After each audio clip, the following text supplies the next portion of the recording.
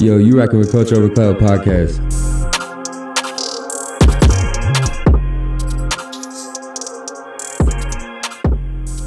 Going to work every day exhausted. Yeah. It looks like showing up, waking up every morning tired. Mm-hmm. And you got enough rest. Hey, y'all heard it over here, man. Culture Over Clout podcast. We out here, New Orleans, having a good time. It's Mardi Gras 2023. Y'all with Culture Over Clout today. We up here in the city with everybody. Oh, the car is going kind of fast. I'm going to have to hop off in a minute. We got to create a platform where we don't have one. We got to be a voice for each other, man. That's the only way to get it. If we're not doing that thing, then we ain't doing shit. We doing a lot. You know what I mean? We're doing a lot. And if you like, not price match, but age match, you know.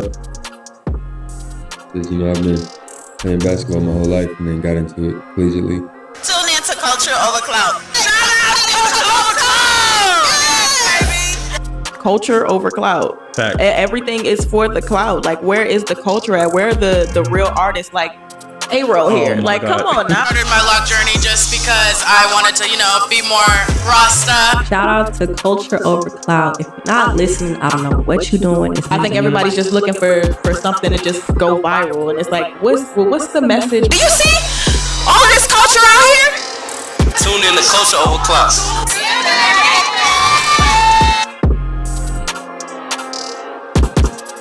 So tell us about some of these wines that we have here. I know y'all can't see it, but we got a few here. She got a few samples for us. So tell us about these. Okay. We have the first one closest to you is the lavender and sweet pea wine.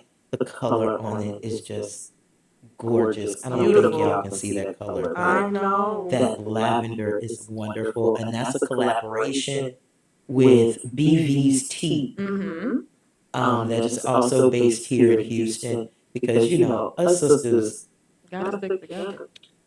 Come on. doing it for ourselves. Y'all doing it for the culture. You hear it. You gotta do it for the You culture. hear it, and that was an interesting collaboration because I just wanted to know if I could turn tea into wine. Yeah. And because she and I, we talk.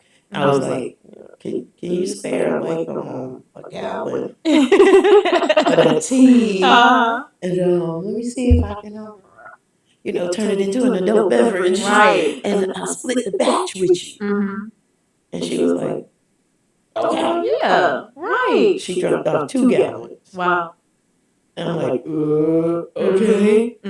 And when it came out, it was beautiful. It was smooth. It still had the herb tea taste. Yeah. But with that back of the throat alcohol smoothness as it goes down with the effect of that lavender and that butterfly pea. Just a wonderful dessert or I'm about to go to bed kind of wine. Yeah. I just want to wind down. I don't want nothing crazy. I ain't gonna turn up tonight. I'm gonna turn down. And we definitely gonna get into that too because I want to know, like, is there a specific way that it's made for it to be like more of a wind down kind of wine or something that is actually gonna tee you up for those people who want stuff like that? But before we get into that, I definitely want to shout out BB's Teas because I met Yolanda at the Houston Mixed Media Festival, and when I tell you, y'all gotta go get some of these too. Oh my goodness, I can't.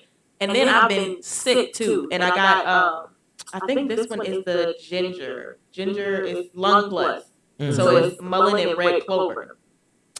This is gonna get you right. This is gonna get you right. Clean you out real well.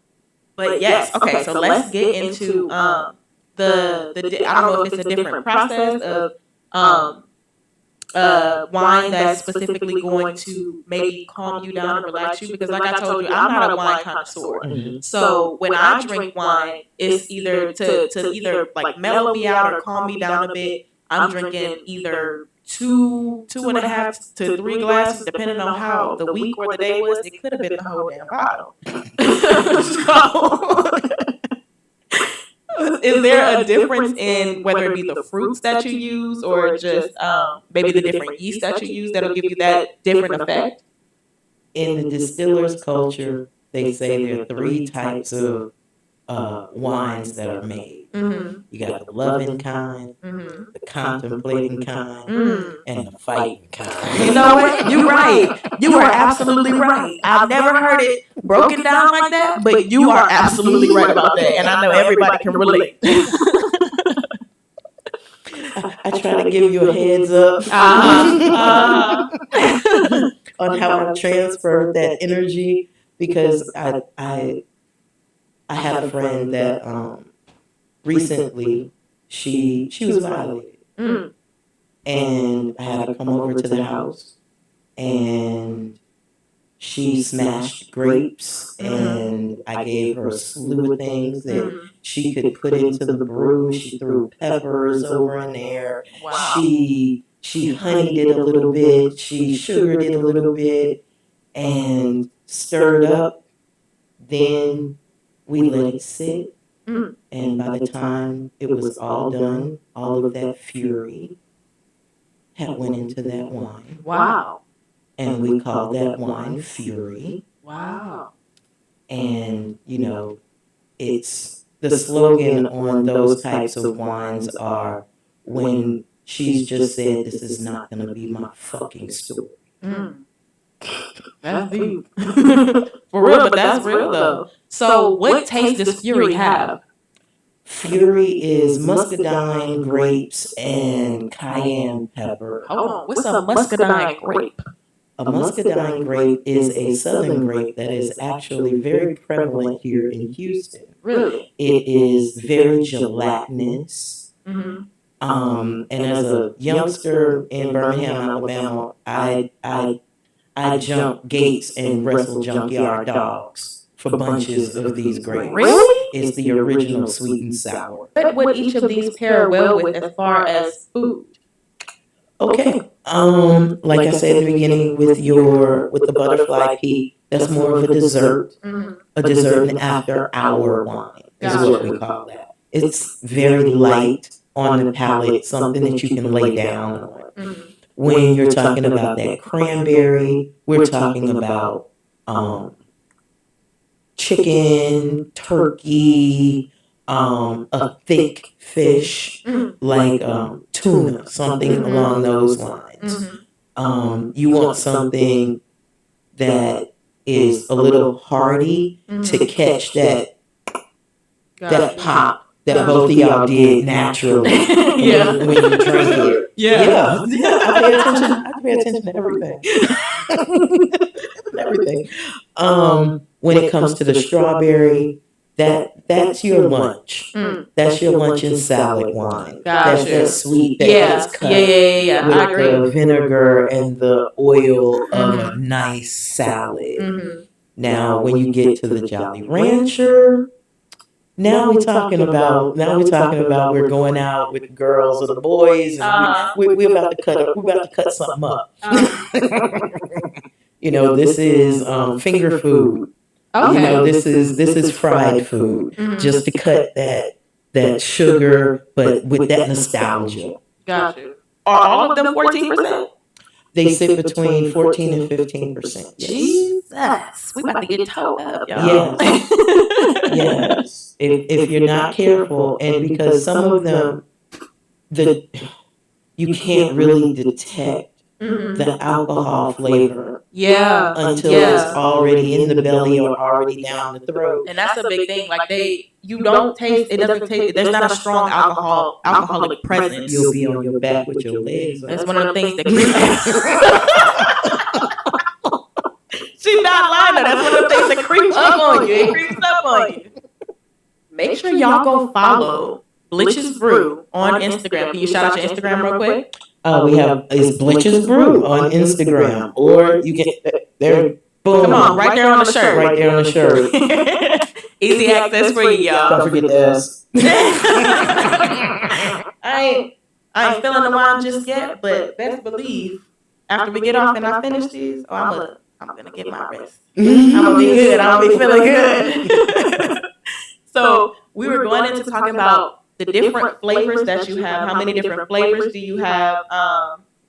And then also, do you have a website that we can go get it on, or is it? Yes, Okay. there is a website, masterfundifi.com. Come on, Brandon on the shirt. Per usual, this is how you do it. Represent the black-owned businesses. Come on. Masterfundifi.com. Yes, ma'am. And then how many different flavors do you have? Right now, I believe that there are 15 flavors on the floor, but there are like 18 flavors on the website. Jeez. So what is your favorite flavor? If you have a favorite, or do you have a specific flavor that you like for whatever mood you're in? Because you got it. You got them all. Yeah. Right now, blood wine. Blood wine is my favorite. So what makes blood wine your favorite? It's sorrel flavored.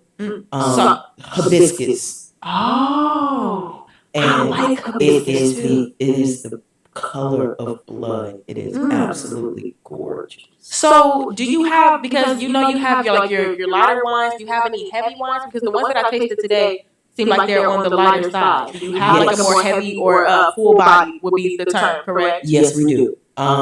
We have one right now called Holly Pink Moon Fraser. Holly Pink Moon Fraser. How did that come about? I'm a doula. Oh, And really? Holly Pink Moon Fraser was born, and I went home and I made a wine, and it was made on the pink moon. And so it was a wine to commemorate her. And it's made out of what I think like 5 different berries. Wow. Mulberry, cherry, strawberry, and I think elderberry. And it is such whole palate. When you say heavy, yeah, it even has that more viscous, less viscous texture to it. A little heavier. So yeah, we do have fuller body.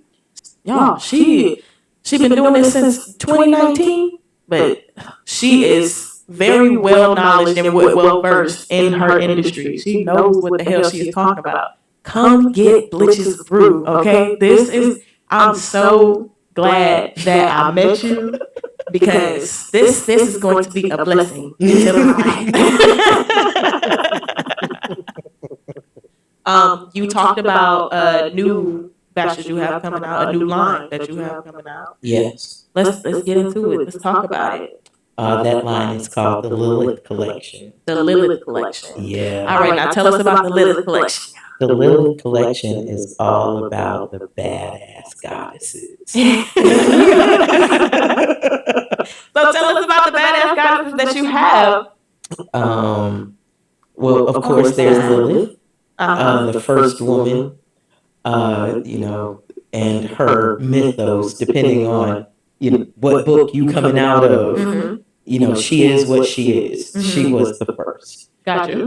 However you want to think about her. Then there's blood wine, which is Akasha, which you said was one of your favorites. Oh yeah, the first vampire. Wow. First vampire. Then you have Eros. Another badass. There is Hela. Why is Hela so funny? Look, let me in on the secret, okay? Hela is so funny because Hela had to be locked away so she would stop her chaos. But once she was set free, she was the end of Zeus and his whole line. Wow, really? Oh man, when Hela showed up, Ragnarok showed up. No, Ragnarok. Yeah, that was the end. That's the great end of all of the Nordic gods. Wow. Okay, so what made you want to do this specific line, this specific group? It is in tribute to everybody thinking that women have gone dark.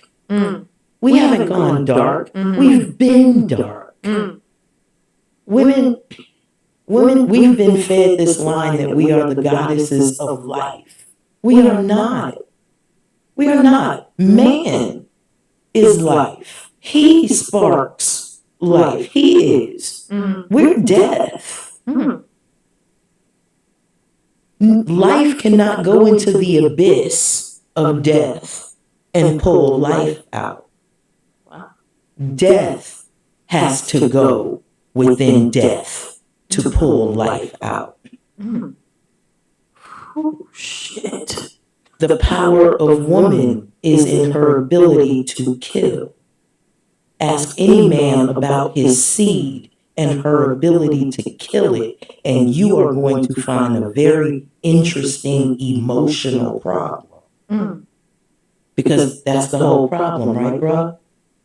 9 months that I get the decision if I want it or not, and you have nothing to do with it. Very much so. Right. Every man want to put that literally overturn. But if I give life, if I'm the one that gives it, of course I want to protect it. Right. Why does a man want to keep his pregnant woman so close? Right. To protect the life, right? Because she can easily.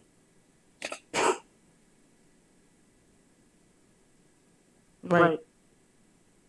So they don't want to give us. They don't want to give us that power. They don't want us to have that power anymore. But it's not theirs to give to us. It never was. I am the abyss. There's no light in there. Ain't no light in there. He introduces the light. Yeah. Right. Literally. Wow. Jesus. And until that umbilical cord is cut, that is my life. That you trying to take. Yeah.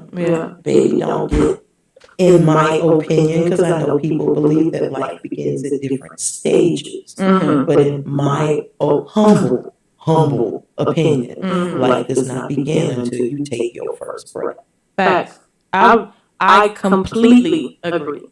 And for all my women out there, you have the choice if you want to bring life into this world or not. Because I personally feel like at least this generation and generations before us, I think that I don't want to say we aren't giving and bringing life into this world serious, but I think that a lot of people don't evaluate the situations that they're in completely at the moment, and just decide to bring life into this world. But maybe you aren't financially stable, maybe you aren't mentally there, maybe you're a child trying to bring in a child. But it's like that is a decision that you have to sit on and think about, because this is a whole nother life and responsibility that you are going to have to take care of. And if you don't feel like in this moment you are at your best to provide for another being,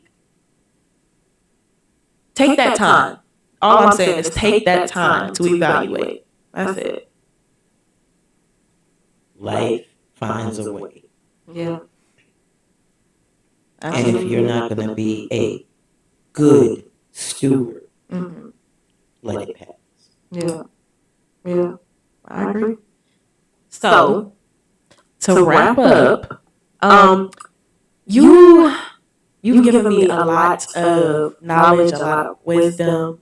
What can you say, or what do you want to say to people in my age group that are maybe trying to start their own business? What keys could you give us? What just from your own experience? Don't drift. Don't drift. Every step that you take, make it a multi-step to everything that you have to do. Pay attention to the slightest change from full to empty. Do nothing unless it's for your greater good. Thank you. And that is Fundy Fee, y'all. And Blitch's Brew. So one more time, shout out your Instagram or all of your social media platforms. Where can we find you? Where can we find Blitch's Brew? You can find Blitch's Brew on Instagram, but you can also find me on Instagram as well under Fundi Fee or Master Fundi Fee. You can find me on Facebook under Fundi Fee. You can find me on YouTube under Fundi Fee, or you can find me at masterfundifee.com. Got it. Masterfundifee.com. Go get y'all Blitch's Brew, because I'm definitely about to go get mine. And thank you for joining us on the Culture Over Cloud podcast. Absolutely, my pleasure.